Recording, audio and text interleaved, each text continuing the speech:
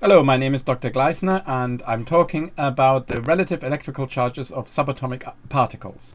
Now there isn't actually that much to learn, but I just want to highlight briefly where that comes from. Okay, so how do we know that protons are positively charged, neutrons have no charge, and electrons are negatively charged? Now, you don't actually need to know the experimental setup of how neutron numbers were measured, basically, and even where the idea comes from that electrons sit on different energy levels and can be promoted and return to the ground state and so forth. But it is worthwhile just repeating that J.J. Thomson heated up a metal, and out of the metal came a beam. Obviously, there's a collimator in front of that, or a slit basically, which basically made the electrons that came out all go in the same direction. Otherwise they would just go any direction at all.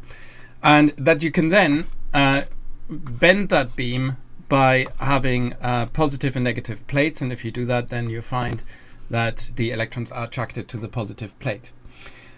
So that's so they're the opposite charge by convention. That's what we say. Opposites attract in this case. And that's what we said. As human beings, we've just as scientists, we've just given it a sign, and we've said, okay, it's one charge, one quantity of charge that can actually be determined in other units, and then it becomes less easy to remember. But that's, for us, that's enough. And protons, we've also shown. Not just by the Rutherford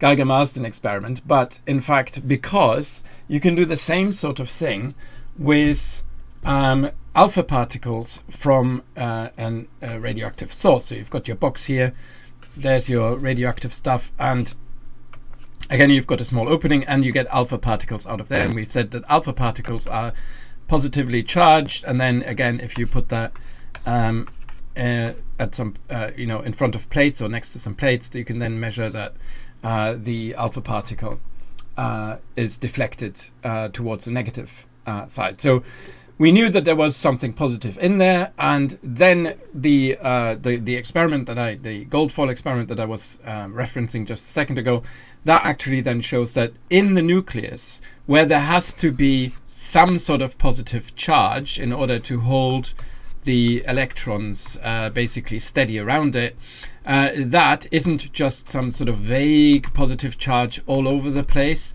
but it is in fact in the middle. So we've got a hard kernel.